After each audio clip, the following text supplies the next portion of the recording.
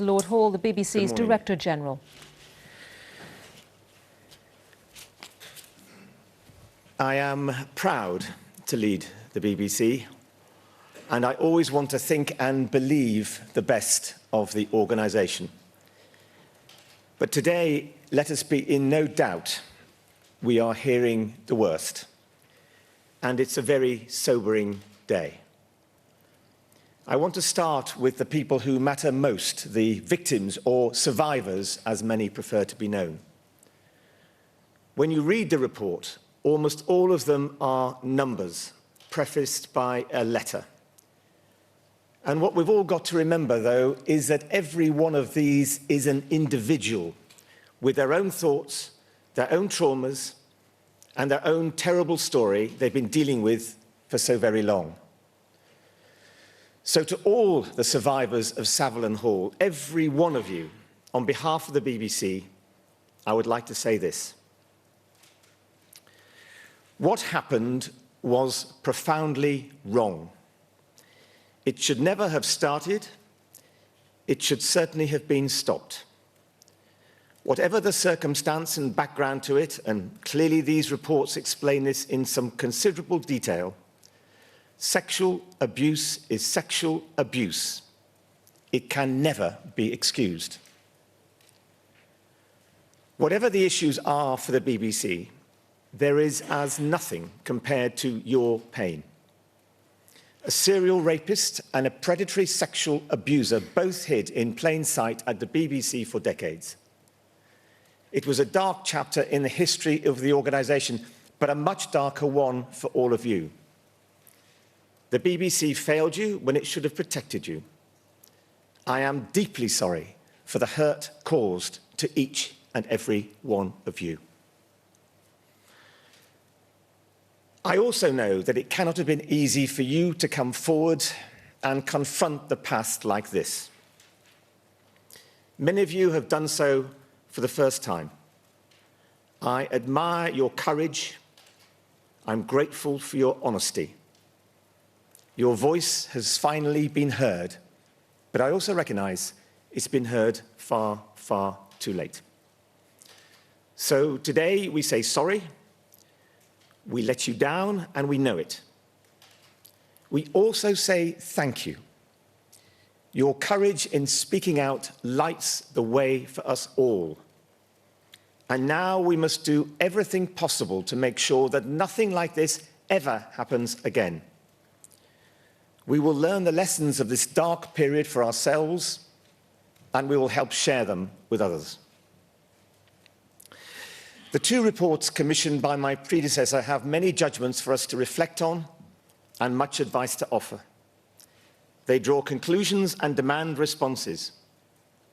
But the most powerful of their contents, the parts that, once read, cannot be forgotten, are the stories of the survivors themselves. For everyone who truly wants to understand, this is the place to start, and I would urge every one of you to read those chapters. It's all there. The scale, the nature of what they did was truly terrible. The way that Savile used his celebrity to promise access to excitement and fun, and then grotesquely exploited it. The oppressive power of his fame and his physical presence, the sense that no one would believe a complaint. Even in their own families, survivors felt alone. The idea that he was known as King Jimmy. There was no escape from him. And I quote, "No one will believe you." The idea that it was all right because that's Stuart Hall for you. Another who said that when she heard the report of Savile's death, she blurted out that she was glad he was dead, and then told her husband for the first time that Savile had raped her. And there was, if I may, one account that particularly stuck in my mind, one that hit me personally. One of the survivors was told, "Keep your mouth shut, he's a VIP." This hit me because it made it so very clear that we, the BBC, did that. Jimmy Savile committed many crimes in many places, but uniquely, It was the BBC that made him famous. We made him a VIP. And what this terrible episode teaches us, among other things, is that fame is power, a very strong form of power, and like any form of power, it must be held to account. It must be limited. It must be scrutinized, and it wasn't. It's too easy to say that this took place a long time ago, in another time and another BBC. We're not going to say that. The report identifies many failings. Saying, of course, that all of it was in the past would be wrong. The BBC is its past as well as its future. And we've taken pride and drawn strength from all we have been and all we have done. What sort of organisation would we be if we celebrated our history but failed to take responsibility for it? Before I talk of the action we're going to take, let me add one more thing. I note that the reports did not conclude that, in a formal sense, the BBC knew about Savile. But I take no satisfaction from that. It seems to me that the BBC could have known.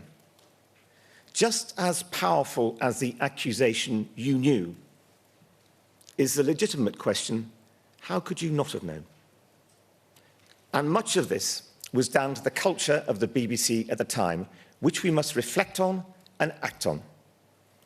It was an organisation that was too hierarchical, too self-interested, too siloed to hear or act properly on the disturbing stories and rumours individuals had heard. So, what happens now? This has been one of the most important inquiries in the history of this organisation. It's interviewed almost 500 people, taken nearly 3 years, and cost £6.5 million. It covers 1,000 pages and 3 volumes. And the nature of this inquiry has placed a very great responsibility on everyone to be open and frank, however painfully and however painful for them personally, to help us understand and learn from what happened in the past. I would very much like to thank Dame Janet Smith and Dame Linda Dobbs for their detailed and authoritative work. And the best way I can do that is by undertaking the period of careful reflection and self-examination that the review recommends. Let me be clear, I accept their conclusions and recommendations in full. And I believe it's equally important for me to say today that we have read, we have heard, we are listening, and we understand. We have read and heard how Hall and Savile abused and were able to continue their abuse because so much information was not acted upon. Dame Janet says she was struck by the amount of adverse material in the public domain. We understand how what happened had its roots in an organisation that was too hierarchical, too self-absorbed, too able to act properly on the disturbing stories individuals had heard. It would be a brave employee who would complain, even if they'd known how to. We realise there was a macho culture. There were very few women managers back then. And critically, we recognise we need to carry on the work we've been doing to get our child protection policies right. And we understand from these reports that our ways of communicating within the BBC were inadequate. One part of the organisation didn't talk to another. No sense then of us being one BBC. There was too much stress on protecting the reputation of the corporation as opposed to protecting staff and the people coming to enjoy our shows. And we should reflect with sorrow on the fact that, although the BBC was as prone as any to the willful blindness to sexism and sexual harassment that affected many organisations, it's even worse for us when our duty is to be better. Let me now turn to action, to what we have been doing and what we're going to do. Dame Janet makes one overarching recommendation: for the BBC to review and independently audit all the policies we have in place that help people raise complaints and concerns. We will do that. But let me also be clear, since I became Director General, we haven't been standing still. We have made this a priority, and there is much we have done already. We now have a new child protection policy shared across the industry and a detailed procedure for complaints. We have child protection advisors working together across the organisation. We've also put in place an improved whistleblowing policy supported by an independent investigations unit. And we've brought in a wide-ranging set of measures to encourage people to raise concerns about bullying and harassment with a confidential hotline, independent experts assigned to cases, and a service to allow mediation to take place wherever possible. We've also wanted to make sure that these changes were achieving what we wanted them to do. So in March 2014, we asked some external and independent experts, the GoodCorporation, to audit our policies to make sure they were fit for purpose and to recommend improvements. They found that the BBC has strong child protection policies in place and that our whistleblowing policy ranks well compared to other organisations. But they also made 53 recommendations for improvement.